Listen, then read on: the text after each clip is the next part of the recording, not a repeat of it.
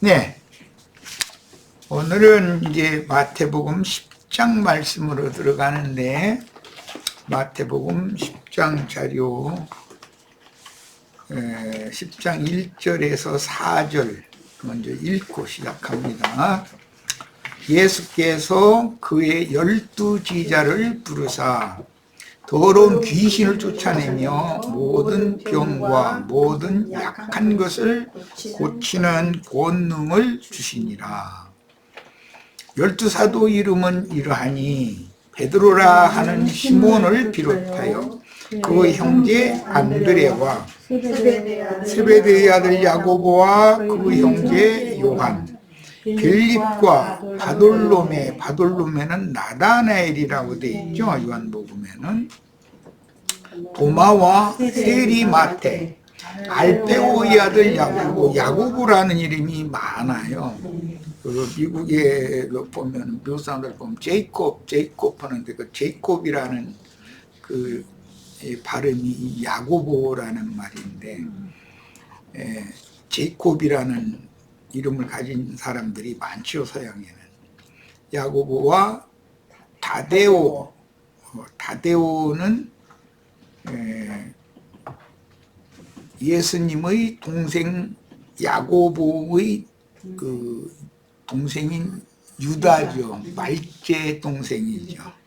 그 유다는 주님께서 사도로 부르셨고, 야고보는 사도로 부르시지 않았죠. 그걸 이제 잘 생각을 하셔야 돼요.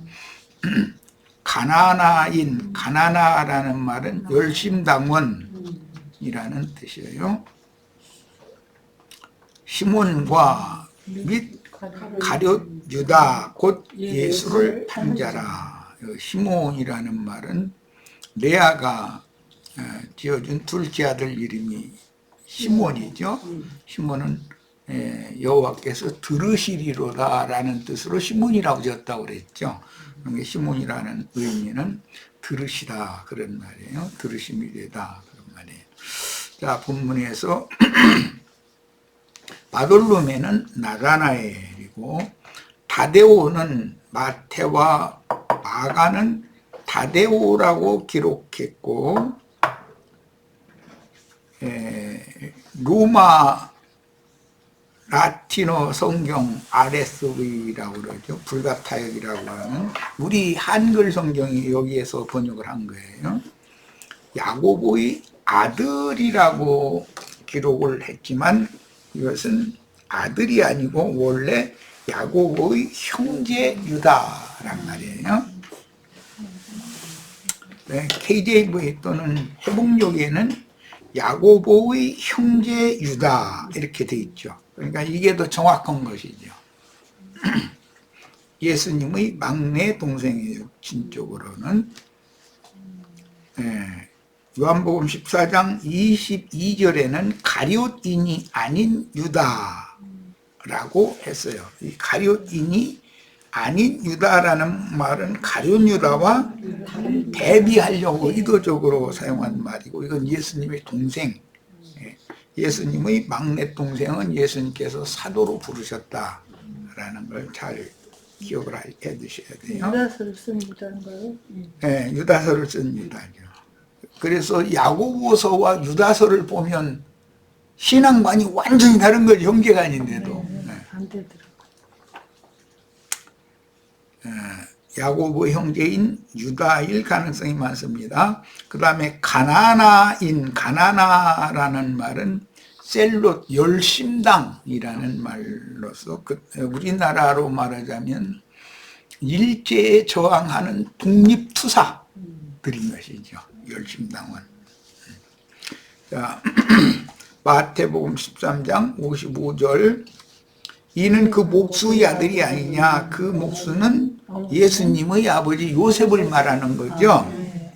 그 어머니는 마리아, 그 형제들은 예수님이 받아들이고, 야고보 둘째, 요셉 셋째, 시몬 넷째, 유다 다섯째인 것이죠. 유다는 마리아가 난 5형제 중에 다섯째 아들이죠. 갈라디아 2장 9절, 또 뭐 기둥같이 여기는 야고보, 이런 예수님의 동생 야고보인 거예요. 야고보와 게바와 요한도 내게 주신 은혜를 알므로 나와 바나바와 에게 친교의 악수를 하였으니 우리는 이방인에게로 그들은 할례자에게로 가게 하려 함이라. 이제 이런 내용들을 보면 예수님의 그 첫째 동생인 야고보는 주님께서 무슨 이유가 있으니까 사도로 부르시지를 않았겠죠. 그런데 야고보는 자기 막내 동생은 사도로 부르시고 자기는 안 불렀을 때 야고보가 야심이 만만치 않은 사람이었을 것이다 라는 그 가늠이 오죠.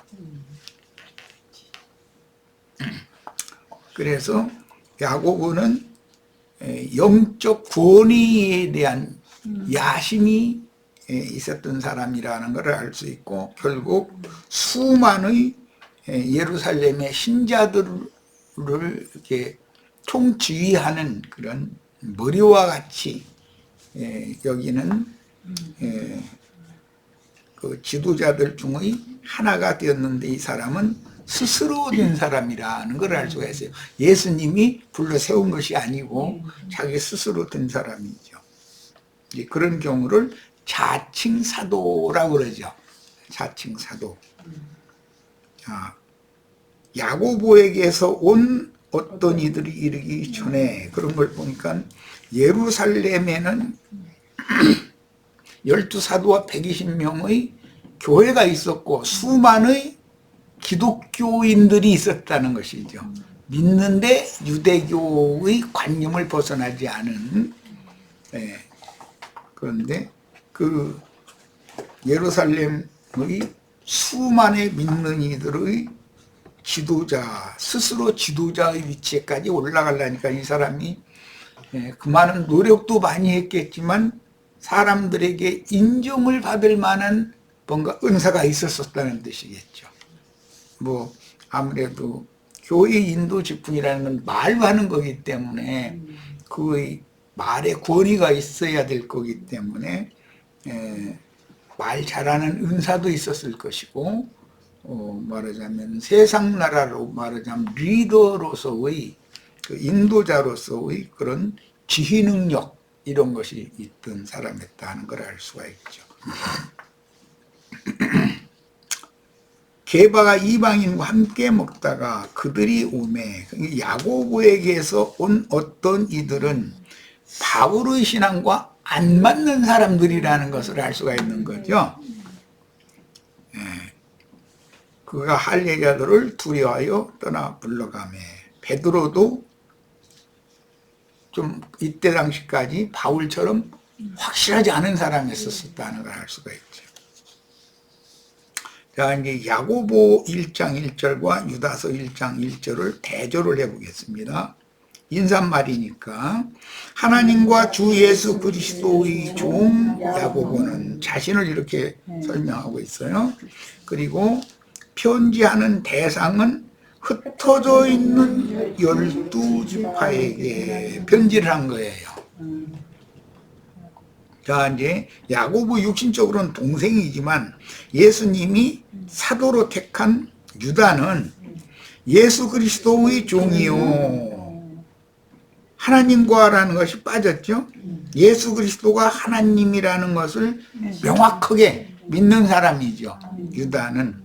야고보는 하나님 따로 하나님과 주 예수 그리스도, 이게 하나님을 둘로 믿는 거죠. 이게 예수님을 참 하나님이라고 믿지 않는다라는 거 벌써 알 수 있는 거예요. 유다는 예수 그리스도가 유일한 한 분의 하나님이다라고 확실하게 믿는 사람인 것이고, 이 차이가 있어요. 그 다음에 야고보는 흩어져 있는 12지파의 혈통적인 유대인들을 향해서 편지를 보냈죠. 그런데 유다는 부르심을 받은 자, 곧 하나님 아버지 안에서 사랑을 얻고 예수 그리스도를 위하여 지키심을 받은 자들에게 편지하노라. 이게 편지한 대상이 벌써 다르죠. 혈통적인 유다 지파를 향하는 게 아니라 주님께 부르심을 받은 자들에게 편지를 했습니다. 영적인 신자들에게 편지를 보낸 건 유다이고, 육적인 혈통적인 이스라엘 12지파를 마음에 품고 있는 사람은 야고보다라는 걸 이 인사말을 통해서도 금방 알 수가 있죠. 야고보서를 읽을 때와 유다서를 읽을 때는 이런 관점을 가지고서 읽어야 되는 거죠. 이제. 자, 12사도들은 야곱, 나중에 이스라엘이 되었죠.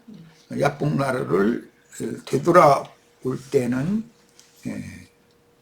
이스라엘이라는 새 이름을 받아가지고 돌아왔어요. 야곱으로 갔다가 이스라엘로 돌아왔죠. 이스라엘의 12아들로 이루어진 이스라엘 12지파를 신약시대에 실현하는 대표적인 메시아의 제자들이며 우주적인 하나의 교회는 구속을 이루신 그리스도, 즉 반석이신 그리스도의 터 위에, 터라는 건 그분이 이루신 구속의 터 위에 교회가 세워지는 것이다. 그런데 야곱으로 야복나루를 건너갔다가 이스라엘로 야복나루를 다시 돌아온 얘기를 내가 지금 일부러 이제 이렇게 한 것은, 이 서신에서 야고보라는 것은 가나안 땅에서 바단 아람으로 건너간 사람 야고보였죠. 야곱이었잖아요. 야고보란 게 그 야곱을 말한 거니까. 그 같은 용어예요. 야곱으로 건너갔는데 돌아온 사람은 이스라엘이어야 되는데, 예루살렘의 수많은 무리를 기도했던 지도자는 그냥 야복나루를 새 이름을 받고 건너온 사람의 이름이 아니라, 이제 이것을 생각해 보라라는 말이에요. 돌아오면 이스라엘로 돌아와야 되는 거죠. 자, 그것은 이제 믿었지만 할례를 받지 않은 사람이다라는 그런 영적인 뜻이 있기 때문에, 야고보의 믿음이 겉으로 볼 때는 야고보와 그 수많은 믿음이 12제자와 120명의 예루살렘 교회 성도들보다 겉으로 볼 때는 훨씬 더 열심히 특심하겠죠. 기독교인들 열심히 내는 거 보면 새벽 기도니 뭐 찬양 예배니 기도 예배니 해가면서 산기도니 막 쫓아다니고, 우리 자매님들 보고 지금 이게 이제 구정되니까 산기도 다 올라갔을 거예요 지금. 그 음식 기도를 밥 먹다시피 한다니까.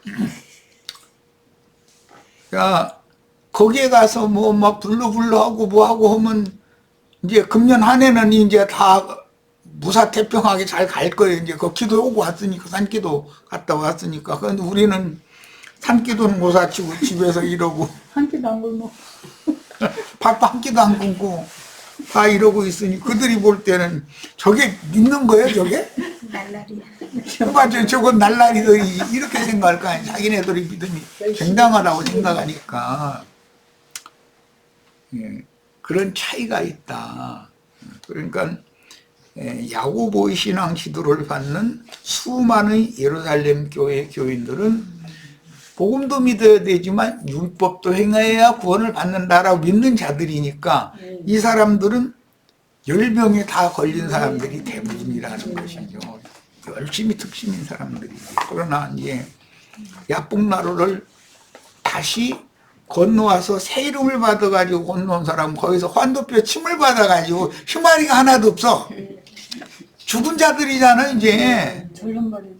저는 자들이고. 그러니까 멀쩡하게 살아가지고 펄쩍펄쩍 뛰는 사람들이 보면 이거 예수 믿는 사람들이 아니지, 자신들처럼 믿어야지. 이런 신앙의 차이가 있다는 걸 잘 이해를 해야 된다는 거예요. 이게 주님이 부르신 사도와 자칭 사도의 차이점이다 이게요, 이게. 자, 로마서 10장 8절. 그러면 무엇을 말하느냐? 말씀이 네게 가까워 내 입에 있으며 네 마음에 있다 하였으니 곧 우리가 전파하는 믿음의 말씀이라. 예수님이 전하는 믿음의 말씀이 아니고 사도들이 전하는 믿음의 말씀이에요. 그러니까 지금 사도들은 자신들의 말을 하는 것이 아니라는 걸 알아야 된다. 성령이 말하게 하심을 따라서 하는 말이래야 새방언인 것이죠. 귀신을 쫓아내고 뱀을 짚고 할 수 있는 능력과 권위가 있는 거예요. 그런데 막 살아서 벌떡벌떡 뛰고 막 불러불러고 축복 있을지어다고 뭐 예수 믿고 축복 받으세요 막 하면 눈이 반짝반짝 빛나는데 길거리에서 막 그런 사람들을 만나면 그런 사람들이 뭐 하면은 말대꾸거나 다투면 안 돼요. 그 사람들은 이제는 만약에 당신들처럼 그렇게 하는 것은 진실한 믿음이 아니요 그러면은 싸우려고 덤비지 우리가 그 신앙생활을 혹시 잘못하는 것이 있나고 되돌아보려고는 않기 때문에 뭐 우리나라 현실에서 뭐 정치적으로도 보면은 뭐 법원에 막 다 쳐들어와서 막 다 때려 부시고 그 난리를 내는 사람들 그러면 안 된다고 만약 거기서 누군가 우리 송자자매 뚱뚱이가 힘있게 생겨가지고 가서 힘으로 다 당하나 봐라 해가면서 이런 짓 하면 되느냐고 그러면은 숨도우시게 만들죠. 그러니까 아무튼 말고 나오는 게 나아.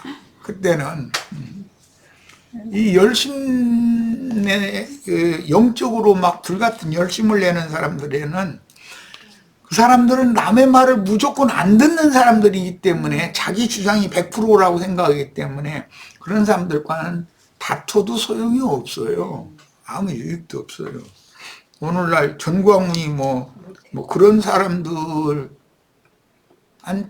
우리 형제 자매님들이 당신이 전하는 그런 건 진리도 아니고 만약 그 앞에 가서 그랬다가는 맞아주고.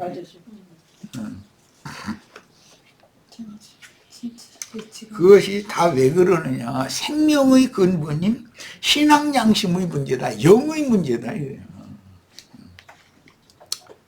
자, 베드로전서 1장 25절 오직 주의 말씀은 세세토록 있도다 하였으니 너희에게 이것은 베드로가 이제 전파한 얘기를 말하는 거 너희에게 전한 복음이 곧 이 말씀이다. 베드로가 이 말씀을 전했지만 성령께서 실제로는 그렇게 말을 하라고 베드로의 입을 사용하신 것이다 라는 말이에요. 자, 에베소서 2장 20절 너희는 사도들과 선지자들의 터 위에 세우심을 입은 자라 그리스도 예수께서 친히 모퉁이 돌이 되셨느니라. 교회는 고린도전서에서는 교회를 세우는 터가 그리스도다 이렇게 되어 있는데 에베소서에서는 사도들과 선지자들의 터 위에 세우심을 받은 자들이 교회다라고 말씀을 하고 있어요. 그러니까 예수 그리스도의 그 믿음이 바탕이 되어져 있는 기초 위에 교회는 세워진다라는 말인 거죠.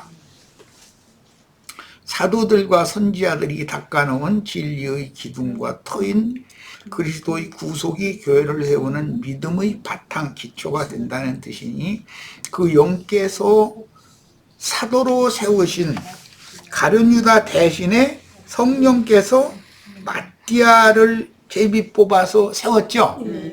마띠아는 영이 세운 분이죠.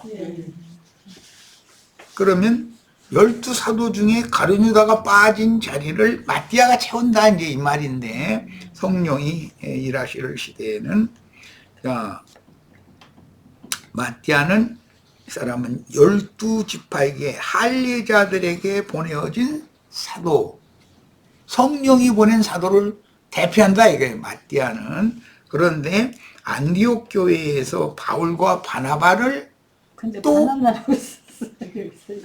그러네. 바나바네. 바나바를 또 세웠죠. 성령께서. 이들은 이방인에게 보낸 사도들을 대표한다. 그러니까 반드시 유대인들의 그 관념에서는 12지파 중에 어떤 한 지파가 벌이 나면 안 되는 거죠. 사사기에 보면 무슨 지파가 골이 날 뻔했었죠? 네, 베냐민 지파가 골이 날 뻔했는데 나중에 복원이 되었죠. 그런 것을 마띠아가 성취했다. 네, 하나님은 항상 개인의 구원도 중요하지만 각 지파장의 이름으로 12덩어리 땅덩어리를 기업으로 줬기 때문에 그 장자권자의 명의로 그 지파에 속한 사람들은 그 장자권자가 제비 뽑아서 얻은 땅을 그 지파 전체가 기업으로 받는데 그런 경우는 분깃을 받는다 그런다고 거예요. 지파장은 덩어리를 받는 것이고 네, 그렇게 표현을 하는 거예요. 그러니까 이 말은 하나님은 항상 대표성을 강조하는데 각 성에 있는 모든 교회들도 거기에 주님이 세운 인도자의 명의 하에 함께 그 인도자에게 계시되어지고 그 인도자를 부르실 때 주님이 무슨 용도로 어떻게 쓸 것을 생각해서 부른 거기 때문에 그 인도자의 이름으로 함께 기업을 받는다 그런 말이란 말이야. 자, 그러니까 어떤 교회에서 어떤 인도의 직분을 맡은 누가 무엇을 누구에게 계시받아서 어떻게 가르치느냐라는 것은 그 인도자와 함께 모여서 그 말씀을 가르침받는 사람들의 영과 정신이 당연히 동일한 영과 정신의 그 기업을 분배받게 마련이다라는 거예요. 인도자는 자기에게 맡긴 양무리의 그 영혼에 대해서 책임을 져야 되는 것이 왜 대표자니까.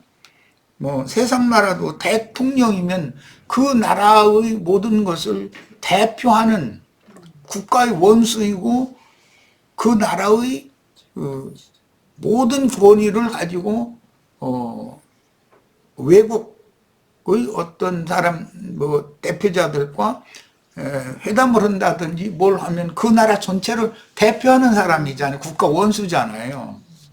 이런 것과 같은 것이다. 인자 예수께서 12사도를 가나안 땅에 1차로 파송하신 것은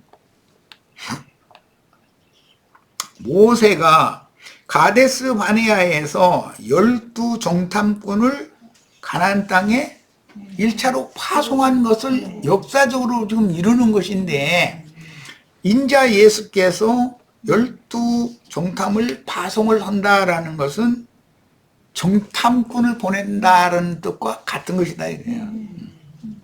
그 다음에 두 번째는 성령이 되신 주님께서 갈릴리의 한 산에 제자들을 이제 11제자죠. 가룟유다가 빠진 상태였으니까 불러 모아가지고 그들에게 다시 모든 민족의 땅끝까지 다시 파송을 하시죠.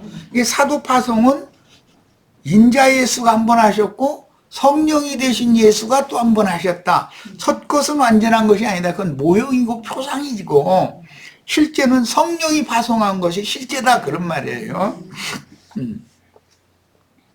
그래서 각 성에 땅끝까지 파송받은 사도들이 전도를 통해서 각 성의 교회들을 세운 것은 여호수아와 12지파의 군장들이 요단강을 건너서 요단강 가운데에 서 있는 제사장들의 발밑에 광야에서 메고 들어온 돌을 묻고 요단강에서 새 돌을 어깨에 메고 요단강을 건너가서 길갈이라는 곳에 12돌을 세웠죠.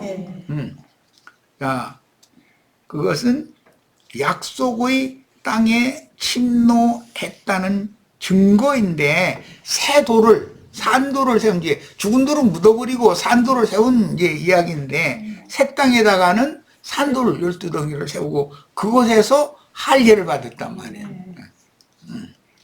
이것을 잘 생각해야 돼. 그러니까 인자 예수께서 12제자를 파송하신 것, 또 나중에 이제 70제자도 파송하시는데 그건 나중에 설명하기로 하고 열두 제자를 인자 예수께서 파송하신 것은 나중에 성령께서 땅 끝까지 모든 민족에게 파송을 해서 그들로 하여금 각 성에 교회들을 세우게 하실 것을 예표로 보여준 것이다. 인자 예수가 열두 사도를 그 가나안 땅 내에만 파송을 한 거였으니까 예, 그런 얘기다. 지금 오늘 우리는 열두 지파를 가나안 땅에 인자 예수께서 파송하신 내용을 지금 읽는 거예요.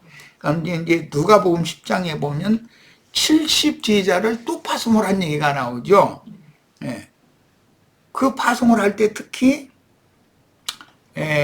사마리아에게도 가지 말고 이방인한테도 가지 말고 이스라엘의 이뤄진 양들한테만 가라라고 말씀을 하셨어요. 그러니까 이스라엘의 이뤄진 양들한테 70사도를 또 파송한다라는 것은 교회 시대가 끝난 다음에 이스라엘 12지파가 회복되면 그때는 70사도를 두 번째 파송한 그 말씀이 이뤄진 이스라엘에게 파송되어진 사도들이 이스라엘 나라의 회복을 이룰 것이다. 영적 이스라엘 나라의 회복을 이룰 것이다 라는 거예요. 이만큼 성경에는 사도 파송하는 얘기도 이제 문자대로만 보자면 3번이 있었죠.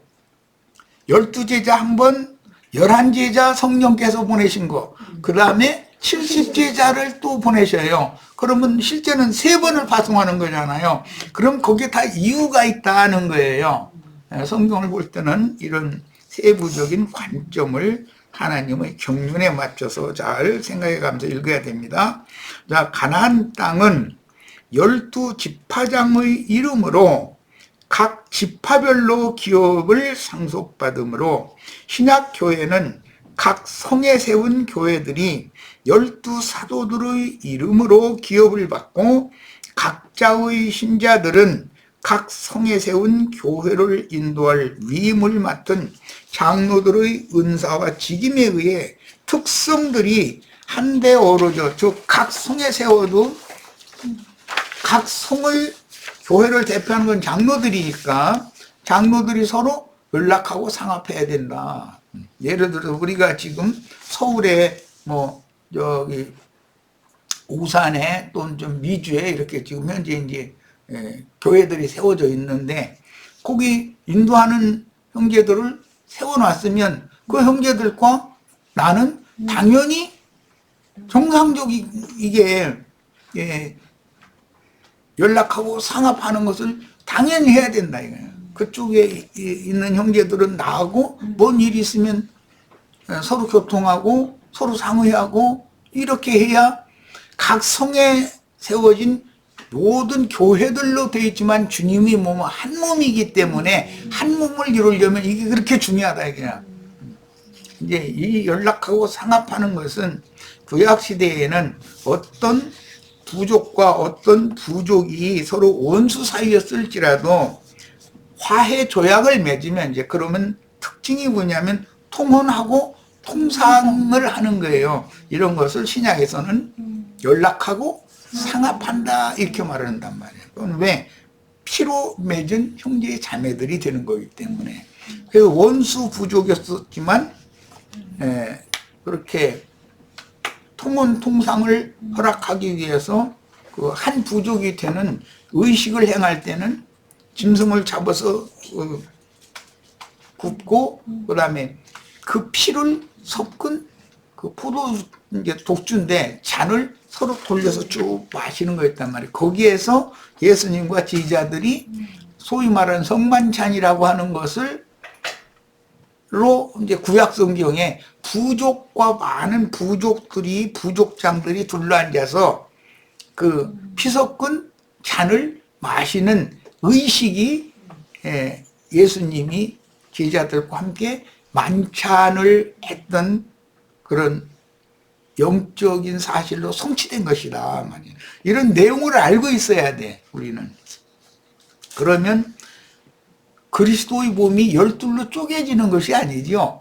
왜? 땅끝까지 온 세상에 복음이 전파돼서 각 성마다 교회를 세워야 되니까 그렇다 해서 교회들이 다 따로 행정을 하는 것이 아니다. 이거. 그 지역의 행정은 그 지역의 행정대로 하지만 우주적인 교회를 같이 이루어야 된다. 그러려면 통상이 당연히 있어야 된다. 영적인 교제가 있어야 된다. 이제 이런 말이에요. 자, 이것은 이제 교회 건축에 관한 이상까지 잠시 살펴봤어요. 골로새서 1장 23절. 만일 너희가 믿음에 거하고 터위에 굳게 서서 너희 들은 바 복음의 소망에서 흔들리지 아니하면 그리하리라. 이 복음은 천하 만민에게 전파된 바요. 나 바울은 이 복음의 일꾼이 되었노라 그랬어요. 중요한 것은 믿음에 거하고 터위에 굳게 서야 된다 그랬는데 이것은 예수님이 이루신 구속의 터위에 사도들과 선지자들의 가르침 위에 굳게 서야 된다 그런 뜻이라는 거예요. 자, 마가복음 3장 13절로 18절. 한 가지 이제 빼놓은 것이 있네.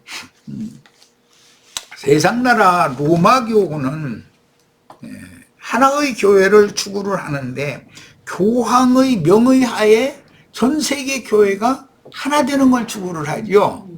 자, 그것은 반은 하나 돼야 된다고 하는 것은 맞은데 성경에 한 하나님, 한 주, 한 성령 안에서 한 몸, 한 침례를 받아서 하나를 이루어야 된다는 것이 분명히 또 있으니까 하나를 이루는 것이 분명한데 그것이 로마교는 로마 교황청에서 모든 것들을 예를 들어서 메시지를 내보낸다든지 뭐 한다든지 전 세계 교회가 일관되게 교황의 말만 맹종한단 말이야.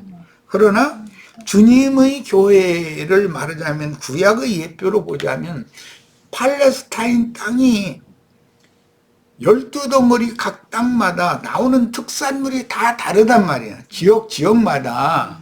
그럼 그것을 절기 잔치 때 특히 이제 가장 중요한 건 특히 삼절기인데 자기 지역에서 나오는 특산물 가장 좋은 것, 첫것, 만물, 첫수산을 가지고 성전에 모여서 서로가 공유하고 다 나눈단 말이에요. 서로가.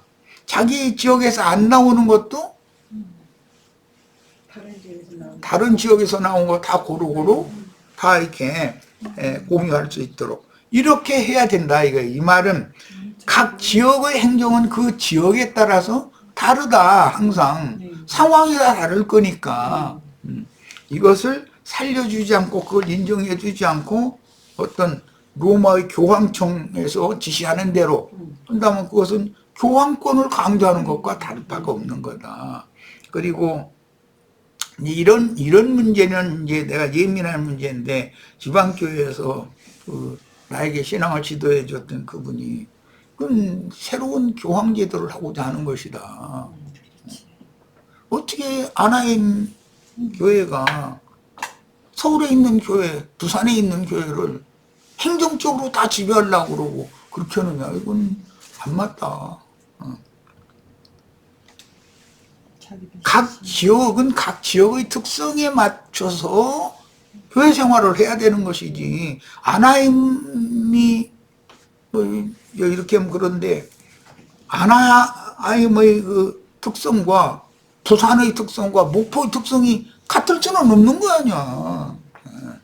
서로 연락하고 상합하는 것은 영적인 교제를 나눈다는 것이지 그렇다고 해서 어떤 지역의 교회의 행정을 관여하고 주장하라는 말이 아니지 않냐. 이제 이 문제 때문에 거기서 나는 이제 결국은 출애를 당했는데 우리는 성경이 말하는 양면성의 하나된 교회도 있지만 각 성의 교회들을 세우고 각 성의 교회들마다 장로들을 세워서 따로 다스리라고 한 거예요. 장로들을 세운다는 뜻은 각 성은 행정을 따로 한다 그 말이니까.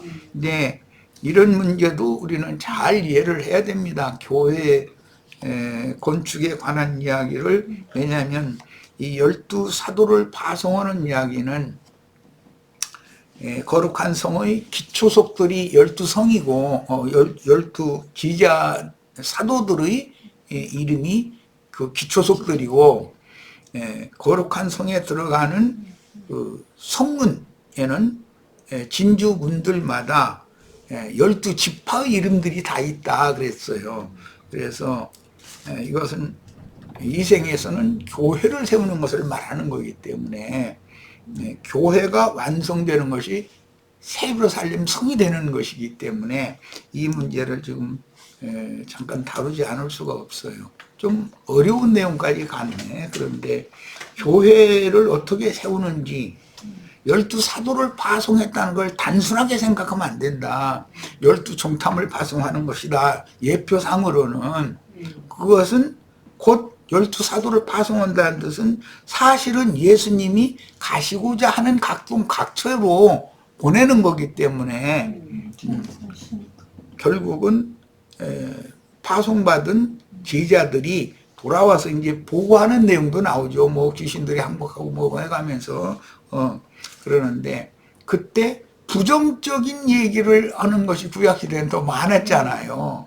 그런데 항상 주님의 교회에 대한 이상이 밝아져 가지고 그리스도의 한 몸 된 교회를 세우는 이상이 각 지역마다 특산품이 달리 나온 것은 주님께서 세우신 12사도들의 특성과 은사가 다 각각 다르다. 인정해야 된다는 거예요.